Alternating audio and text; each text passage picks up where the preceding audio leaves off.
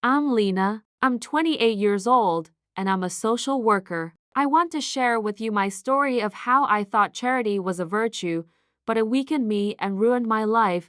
I've always believed in helping others. It wasn't just something I said, I truly believed it was part of my purpose. Every Sunday morning, without fail, I would make my way to STT, Alora's community hall, where our congregation met for service, shared meals, and volunteered time for those in need. I wasn't a leader or anyone special, really. I was just someone who showed up, who stayed after to clean, who sat beside the lonely ones during lunch, and who tried to be a quiet extension of compassion.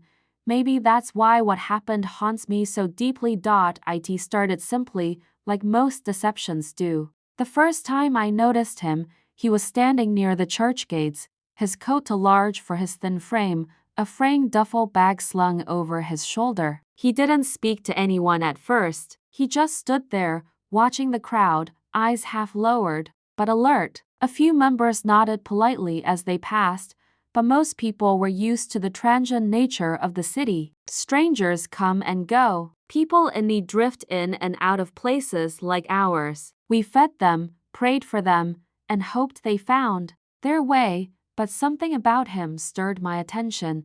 I think it was the quiet. Not the silence of someone with nothing to say, but the silence of someone who had once had a lot to say and learned, maybe the hard way, that no one was listening. He looked worn down, but not defeated, still standing, still watching. Eventually, one of the organizers gave him a meal. I watched from a distance as he took it with both hands and gave the smallest nod in thanks. His voice was barely audible. I asked around about him, but no one knew his name yet, just that he'd shown up last week too and had slept nearby. Over the following Sundays, his presence became routine. He would wait outside, never asking for anything, but never leaving either. After service, when the rest of us gathered to clean up or serve food, someone would bring him a plate. He began to linger longer, eventually sitting with us, engaging in short, polite conversations. That's how I learned his name was Damon.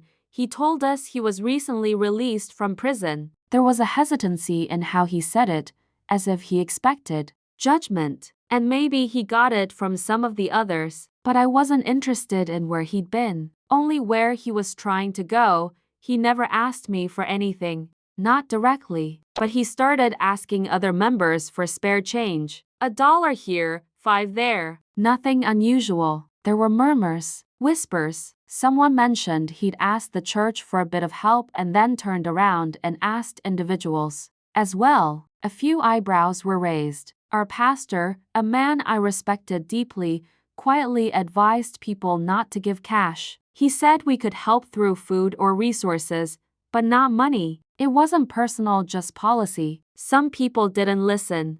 I didn't either. Looking back, I wish I had. The turning point came one muggy Sunday afternoon in late July. Florida heat draped the city in sweat and stillness. I had just helped stack chairs when Damon approached me. He looked different that day, more tired, more restless. He asked if I could drop him off at the motel he was staying at. It wasn't far, he said, and the buses were irregular that time of day. My first instinct was to hesitate, but I didn't want to seem cold or judgmental. I told him to wait by the parking lot, and I'd drive him after we finished. He thanked me quietly. The ride was brief but heavy with his words. He told me about how hard it had been to find work as an ex-convict, that he finally had a job lined up starting the following week, that his father had passed, and there was supposed to be an inheritance coming. Not millions, but enough to stabilize him. He said he just needed a little time, a few more nights at the motel, a few more meals. When we pulled into the lot, he stared out the window and sighed. He said he didn't want to ask, but he was short on the room fee. He had part of it, just not all. I hesitated for a few seconds, then handed him some cash. It wasn't much, maybe $40. He paid for the room in front of me. I remember that clearly. He counted the bills at the front desk, nodded at the clerk, then turned to me with a grateful smile. That's when I made the second mistake.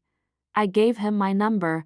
He had asked if he could text me in case he needed another ride or just to keep in touch about job updates. I agreed without thinking too deeply about it. At the time, it felt like an act of kindness. Now, I know it was the door that opened everything.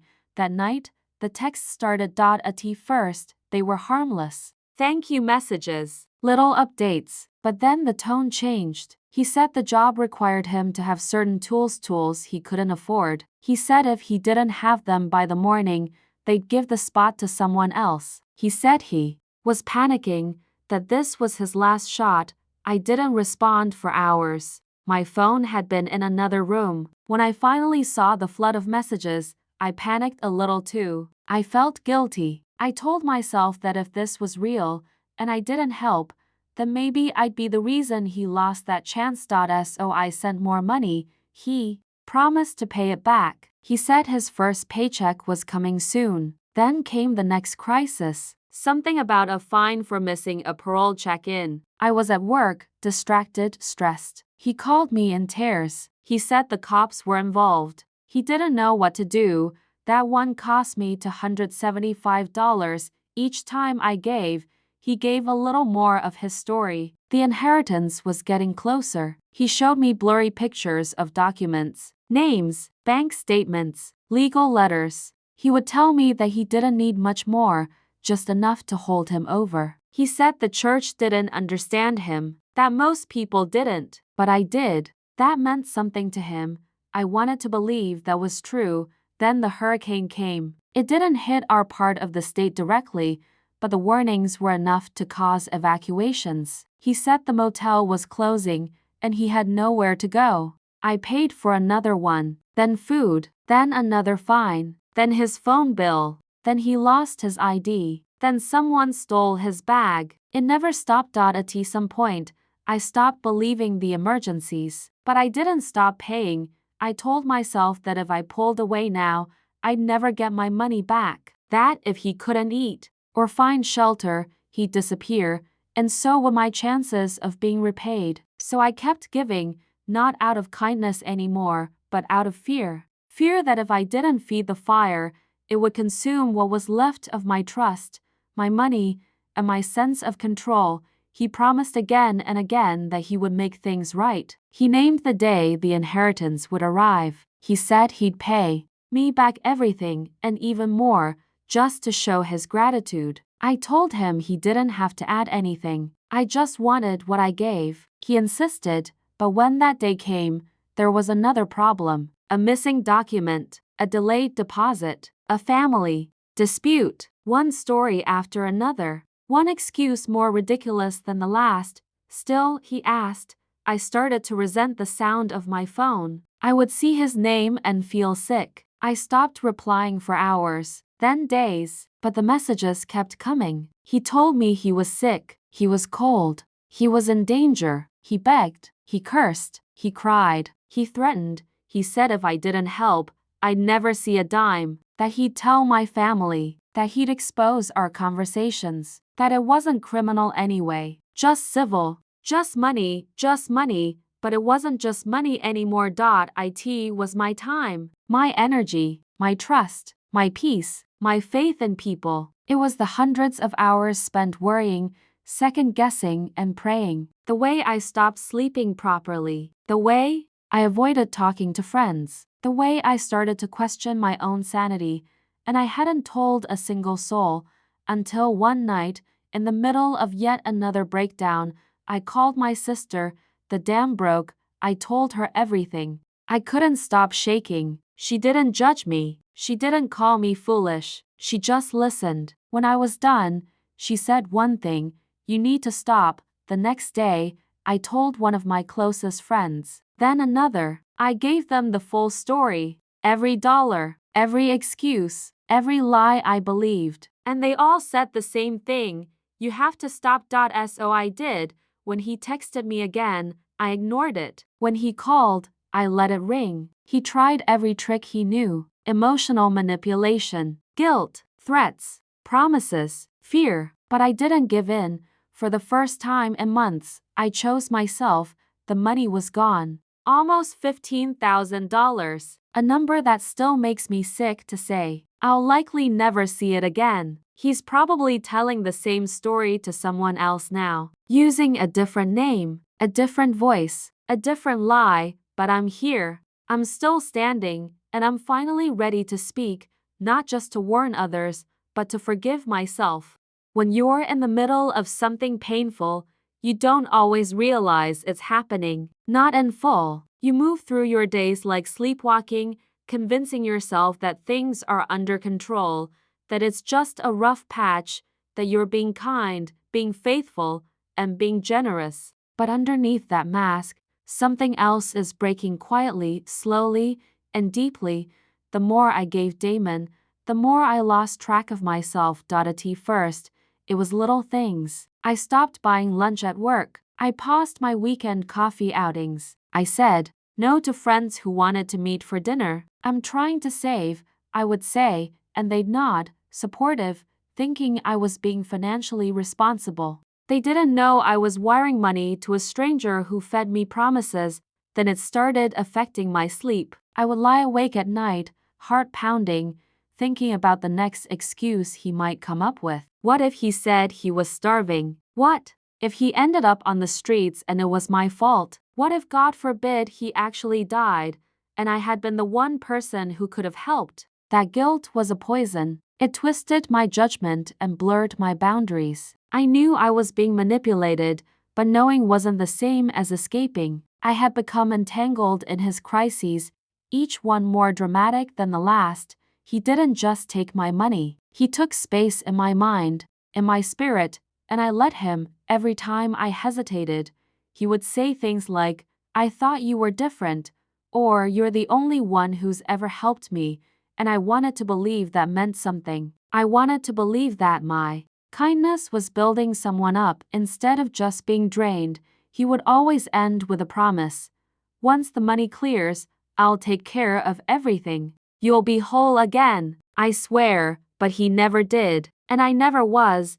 There's something deeply humiliating about realizing you've been scammed, especially when it happens slowly, over time. People assume scams happen in a flash. A con artist swoops in, tricks you, and vanishes. But this wasn't a robbery. This was a slow erosion. He didn't knock down the door. He crept in through the cracks. The final time I sent him money before breaking down completely was during a supposed health crisis. He told me he had collapsed. He said he was in the hospital but couldn't afford his medication. He sent a photo one I later found out had been taken from the internet and said he was dying. The desperation in his words was terrifying. He said if I didn't send something now, it might be too late. I remember standing in my kitchen, phone in hand, feeling cold all over. It was late, I was exhausted, and I reached for my wallet again. That moment haunts me more than the others. Because deep down, I think I knew. I think my gut was screaming at me, telling me none of this was real. But I overrode it. I pressed send, and then I sat down on the floor and cried, not just for him, for myself, for everything I had given, for everything I had let slide, for the version of me that used to trust herself. That's when I finally told someone. I couldn't carry it anymore. I couldn't keep the secret. I couldn't keep pretending that I had things under control. I had built a prison out of my own compassion, and I needed someone to open the door from the outside. When I told my sister, her reaction wasn't what I expected. She didn't get angry. She didn't scold me. She didn't call me foolish. She just listened, really listened. And when I finished, when I was choking on the shame of it all, she said something I'll never forget. "This doesn't mean you're weak. It means you were trying to be good in a world that knows how to take advantage of good people." That moment changed everything. For the first time in weeks, I felt like I could breathe again. Like someone had lifted a weight off my chest that I hadn't realized was there. I wasn't crazy. I wasn't alone. I wasn't the villain. I was just human. After that, I started telling more people, trusted friends, my mentor. Slowly, carefully, I unraveled the story. Each time I spoke it out loud, it lost some of its power over me. Each time, someone would respond with understanding, not judgment. And then came the moment I knew I had to stop Damon for good. He called me again 2 days later. His voice was trembling, his words frantic. Another emergency, another disaster. He needed me. I told him I couldn't help anymore. He got quiet, then angry, then manipulative. He said I had promised, that I was abandoning him, that everything he had done for me would go to waste, that he would lose everything, that I would regret this. He said I was a liar, a fraud, a hypocrite. I hung up. He texted nonstop for the next few days. Long paragraphs, pleas, threats, accusations. He said if I didn't help him, he would tell my family everything, that he had screenshots, that he'd make sure I was humiliated. I didn't respond. The silence made him furious. He tried to guilt me one last time, told me his life was in danger, that I would have his death on my conscience. I stared at the message for a long time. Then, I deleted it, and I cried again, but not because of him. Because I was finally cutting the cord, finally stepping back into my own body, into my own mind. The spell had broken. I wish I could say it ended cleanly, but it didn't. He would text me every few days for weeks after that. Eventually, I changed my number, blocked him, removed every trace I could find, but the damage remained. $15,000. That's what it added up to. I think I stopped counting after a while, because the money was only part of it. What I really lost was my faith in myself, the belief that I could trust my own heart. But slowly, with the help of people who loved me, I began to rebuild, piece by piece. Healing doesn't start with a single moment. It's not a grand epiphany or a sudden light switch. It begins in quiet places, in the aftermath of the storm, when there's nothing left to give and nowhere left to run. It begins with stillness, with silence, with exhaustion so deep you can no longer keep up the mask. That's where I found myself after cutting off contact with Damon. Empty, not just financially, but emotionally, spiritually. I had spent so long carrying the weight of his problems that once I set it down, I didn't know who I was anymore. For the first few days, I wandered through life in a fog. I woke up, went to work, and went through the motions, but the world felt unreal, like I was watching it through a pane of glass. Everything looked the same, but I had changed. I had bruises no one could see. Every time I opened my bank app, I felt the tightness in my chest return. I had never had a lot to begin with, but what I'd lost was staggering. Months of savings, emergency funds, the cushion I'd built carefully over the years, it was gone. And there was no one to blame but myself. That was the hardest part to sit with. It would have been easier if someone had held a gun to my head, if someone had broken into my account and stolen it. But no, I had sent every dollar willingly, with hope, with compassion, with trust. It felt like a betrayal, not just from him, but from myself. And yet, even in the wreckage, a small voice inside me whispered that maybe, just maybe, I could start over. I didn't believe it at first, but I held on to it anyway. Because sometimes, hope is the only thing you have when everything else is gone. So I started small. I went back to church. The same community hall, the same folding chairs, the same coffee is in the back. At first, I couldn't walk past the spot where I'd met Damon without flinching. His absence felt louder than his presence ever did. I kept waiting for someone to ask about him, to ask about me, but no one did. Or if they knew, they didn't say anything. And in some way, that silence was a mercy. I began volunteering again, but this time, I was more cautious. I no longer saw every person in need as someone I was personally responsible for saving. I began to understand the difference between helping and enabling, between generosity and self-destruction. There's a fine line, and I had crossed it. Now I was learning to walk it again. The people closest to me never stopped reminding me that I wasn't stupid, that what happened to me could have happened to anyone, that Damon had practiced his manipulation the way someone practices an instrument over and over, until it was second nature. But still, I carried shame, not because I had cared, but because I had ignored myself in the process. that realization hurt more than anything else. Somewhere along the way, I had convinced myself that kindness meant self-erasure, that helping someone meant sacrificing my own voice, my own doubts, and my own limits. I thought saying no was unkind. Now I know that sometimes, no is the kindest thing you can say to others and to yourself. The road to self-forgiveness was long and uneven. Some days, I would be fine. I would laugh with friends, enjoy the sun, and find comfort in the familiar rhythms of life. And then something would trigger me, a text from an unknown number, a news story about fraud, someone asking for change on the street, and I would freeze. My heart would race, my breath would catch, my mind would spiral. I began journaling. At first, it was just to get the thoughts out of my head, but eventually, it became a map, one that helped me trace the patterns I'd missed, the red flags I had ignored, the warning signs I had chosen to believe were something else. I didn't write to punish myself. I wrote to understand myself, and through that, I discovered something I hadn't expected.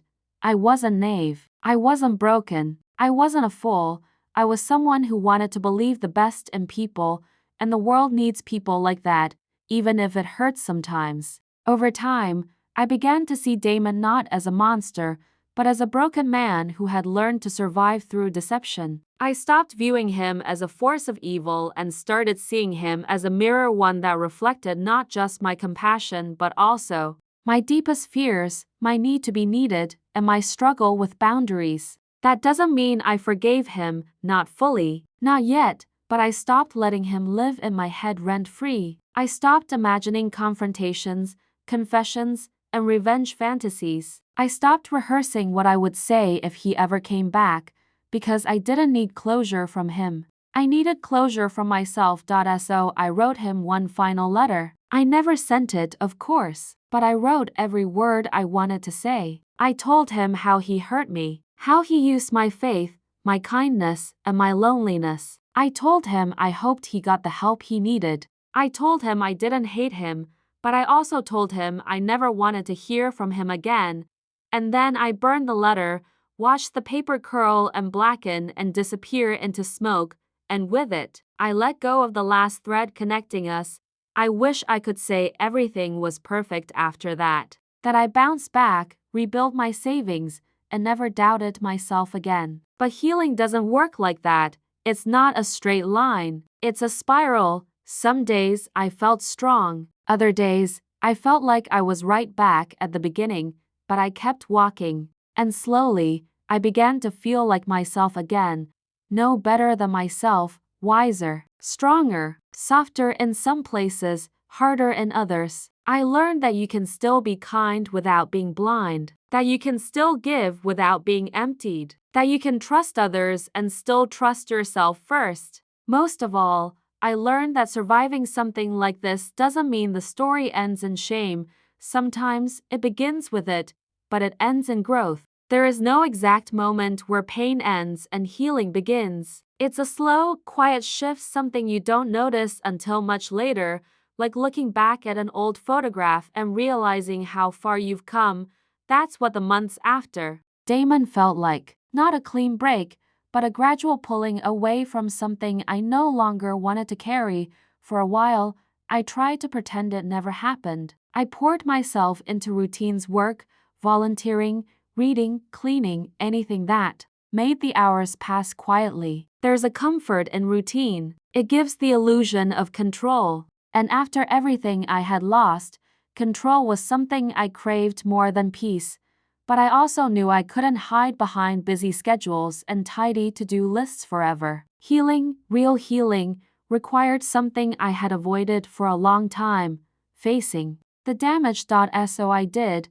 I started meeting with a counselor, a quiet, sharp woman named Adele who never raised her voice, never interrupted, and never told me what to feel. She asked questions that cut deeper than I expected, and in those sessions, I began to unearth truths I hadn't been ready to admit before, like how lonely I had been, not just during the Damon chapter, but long before it, how much I had wanted to be needed, how easily I had mistaken dependency for connection, How I had ignored red flags not because I didn't see them, but because I was too afraid of what they implied, that I wasn't being loved or trusted, but used, sitting in that small office, across from a woman who owed me nothing and expected nothing in return.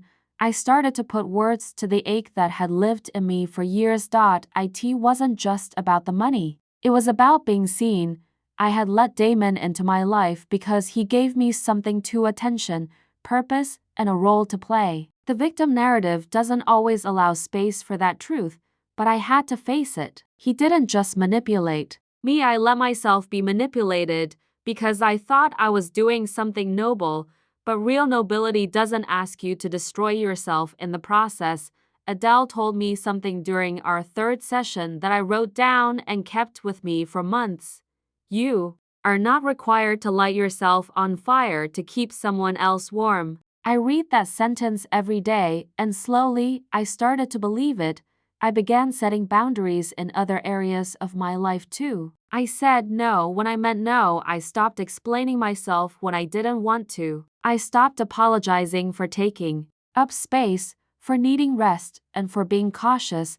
I allowed myself to be imperfect, to have moments of doubt, to flinch when someone asked for help. I didn't have to be a savior to be good. I didn't have to be endlessly giving to be worthy. That shift changed everything. It changed how I showed up at work, more confident, less fearful of disappointing others. It changed how I interacted with friends, more honest, less eager to please. It changed how I thought about love too, because even after everything, I still believed in love. I still believed in connection. But now I understood that love without boundaries is not love, it's sacrifice, and not the kind worth making. For a while, I was afraid that what Damon had taken from me, trust, openness, hope, could never be reclaimed. That I would always be looking over my shoulder, doubting every story, every plea for help. But that's the thing about trauma.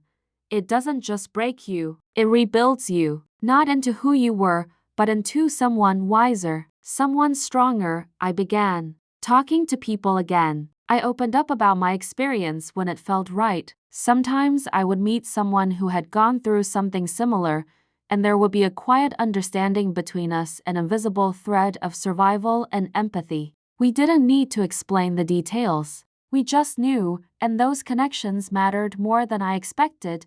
They reminded me that I wasn't alone, that I wasn't the first to fall into a trap built from hope, that I wouldn't be the last.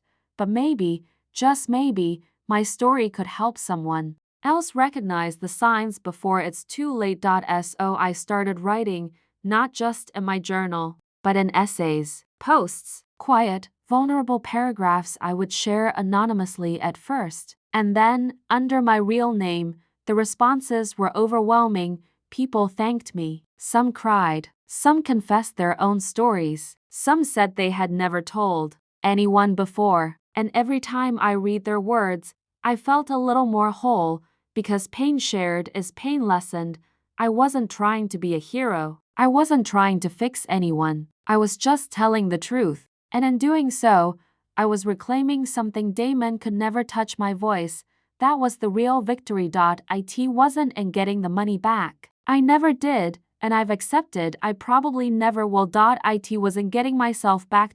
In looking in the mirror and seeing someone I respected. Not someone naive or foolish or gullible, but someone who dared to care, even in a world that sometimes punishes compassion.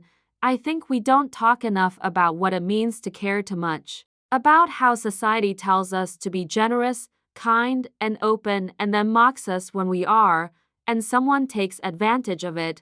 But I've learned that the problem isn't caring, it's forgetting to care for ourselves first. So now I do.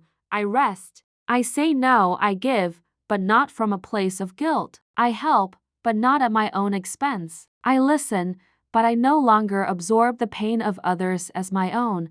And slowly, day by day, I'm becoming the kind of person I used to pretend to be, not because someone else needs me to be, but because I want to be. It took a long time before I allowed myself to look back without flinching. For months, Any memory of Damon came with a physical reaction, a twisting in my gut, a flash of heat in my chest, and a sudden weight on my shoulders. I'd try to block it out, redirect my mind, and distract myself with noise. But healing doesn't come from running. It comes from turning around and facing the thing you most want to avoid. So one night, I sat down at my kitchen table, opened an old notebook, and began to write it all out, everything I could remember. The timeline, the amounts, the lies, the promises, the moments I had doubted and stayed quiet. The moment I had screamed inside but still sent the money. I thought it would break me, but it didn't. Instead, it gave the chaos shape. It became something I could look at, study, and understand. There's a strange kind of peace in putting pain into words. It becomes a story, not just something that happened to you, but something you survived. I wrote through the night, pages and pages. I didn't stop until the sun started to rise, casting gold across the counter. My eyes burned, but I felt lighter, like I had finally emptied something that had been weighing me down for far too long. I closed the notebook, placed it in a drawer, and made myself a quiet promise: the story would not define me. It would teach me, shape me, maybe even guide me, but it would not own me. After that, I started looking back on my life before Damon, who I was, what I loved, what I had forgotten about myself during those chaotic months of manipulation and fear. I used to sing in the car. I had stopped doing that. I started again. I used to bake on Saturdays. That habit had vanished. I pulled out the flour and sugar and let my kitchen fill with warmth once more. I used to call my grandmother every Sunday evening. Damon had stolen that time from me too. Now I never miss a week. It wasn't about pretending the past hadn't happened. It was about reclaiming the parts of me he hadn't touched and nurturing the parts that had withered under the weight of shame. In all those months of being scammed, I had isolated myself. I told no one because I was afraid of judgment. But now, the more I spoke about it, the more I realized how common it was. Not always this exact story, but the feeling, the ache of being taken advantage of giving something real to someone who only pretended to care. It was never about intelligence. It was about empathy, and empathy, I learned, is both a gift and a risk. But I would never let someone convince me it was a weakness again. The hard part was this: even as I healed, there were moments I still wanted to believe he was telling the truth. That maybe the money had been real. That maybe he really had an inheritance waiting, and one day I'd get a check in the mail with a note that said, "I'm sorry, but those fantasies faded with time." They weren't hopeful. They were a refusal to accept reality. And accepting reality, truly accepting it, was what finally allowed me to move on. Still, there were nights I would lie in bed and wonder what had happened to him. Where was he now? Had he moved on to someone else? Was he using the same stories, the same tone, and the same name? Was he okay? Did he even remember me? I don't know the answers, and maybe I never will. But I've stopped needing them, because this was never about him. Not really. It was about me. About what I gave away and what I had to fight to reclaim. Some people say that closure comes from confrontation, from looking someone in the eye and demanding accountability. But I don't believe that anymore. I think closure is what you create for yourself in the quiet spaces when no one is watching. It's the choice to stop bleeding for someone who never brought a bandage. It's the decision to put the phone down and not pick it back up. It's writing the story not to get something back, but to give something to yourself. Peace. I've come to believe that true healing is when you can remember the worst version of yourself and still offer that person compassion. I do that now. I picture the version of me sitting in her car, hesitating before hitting send. I see her holding her phone with trembling hands. I see her wiping away tears after reading another message full of lies, and instead of calling her foolish, I tell her she was doing her best, that she wanted to help someone, that her kindness wasn't the problem, that she was enough then and now. She just didn't know it yet, but she would, and I do. There's a strange freedom in surviving something you thought might break you. It's not a sudden, triumphant moment. There's no grand applause, no music swelling in the background. Just breathe, steady, quiet breath, a feeling in your chest that says, you're still here. And that means something. Months passed, and with them, so did the wait. The story of Damon, the messages, the phone calls, the desperation, the web of lies became something quieter in my mind. Not forgotten, not erased, but no longer sharp, no longer bleeding. I would remember, but I would no longer relive. I could walk past the place where I first met him and not look away. I could hear stories of other people being manipulated, and instead of freezing or hurting, I felt something else rise in me, something like clarity. Something like a voice that said, "You've been there. You know what that feels like. And you survived." It's strange, but there are even days when I feel grateful, not for what happened, not for the pain, but for what it taught me, for who it forced me to become. Before him, I didn't understand boundaries. Before him, I didn't know how deep my need to be needed ran. Before him, I thought kindness meant self-erasure. Now, I know better. Now, I give from a full cup or not at all. Now, I ask myself, am I doing this because I want to, or because I'm afraid not to? Now, I listen to my own voice first. I remember the last time I almost broke. I had been doing so well. Then, out of nowhere, I received an email. No name, no clear sender, just a line. "I'm sorry for everything. I hope you're okay." There was no signature. No follow-up, just those words. My hands shook for a moment. I stared at the screen, heart racing. A familiar anxiety threatened to rise, but I didn't respond. I didn't need to know if it was him. Whether it was a trap, a test, or a genuine attempt at remorse, it didn't matter. Because the person I am now no longer needs apologies from ghosts. I closed the email, deleted it, and exhaled. And then I made tea. That night, I slept peacefully. That's the kind of healing that can't be measured. It doesn't show up in headlines or social media posts. No one else notices. But you do, you know when you've taken your power back. Sometimes I think about the money. $15,000. Enough for a used car. Enough for rent for several months. Enough to make someone feel foolish for years. But I don't feel foolish anymore, because what Damon took from me, I earned back in something far more valuable: myself, my clarity, my peace, my truth. Money can be regained, pride can be rebuilt, but what I have now is something that no one can take.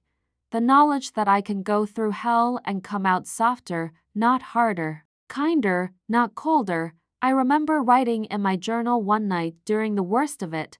I don't know how I'll survive this. I feel like a fool. I feel like I'm disappearing. If I could go back to that version of me sitting on the edge of her bed, tears soaking the pages, I wouldn't rush in and change everything. I wouldn't erase the story. I wouldn't rip the lesson from her hands. Instead, I would kneel beside her, place my hand on hers, and say, "You are not disappearing. You are transforming." And she wouldn't believe me, not then. But she'd keep going, and she'd get here. This quiet, peaceful life I now live, it's not perfect. I still make mistakes. I still hesitate sometimes. But my trust in myself, my instincts, my worth, my strength has returned, and with it, a deeper kind of joy, the kind that doesn't need validation, the kind that doesn't depend on being anyone's savior, the kind that comes from knowing that you can be broken open and still be whole. I often get asked now when I tell pieces of this story what I would say to others who are in the middle of something similar. I think about that a lot, because there is no simple advice, no one-size-fits-all wisdom. But if I could reach across the distance to someone right now, someone who feels used, lied to, or ashamed, I would say this: you are not stupid. You are not weak. You are not defined by the worst moment of your kindness. You are not alone. You don't need to wait for someone else to rescue you. You are allowed to save yourself, and it's okay to walk away without closure. It's okay to forgive yourself before you forgive anyone else. It's okay to change your number, block the calls, burn the letters, leave the church, the group chat, and the conversation. You don't owe anyone your ruin, you owe yourself your return. And that, more than anything, is what this story has become to me. Not a tale of being scammed, but a story of coming back, of losing pieces of myself and finding something stronger beneath the ruins, of stepping away from the role of martyr and stepping into the role of survivor, of learning that compassion is not a weapon unless you turn it against yourself, of living, not just again but fully, deeply, without shame.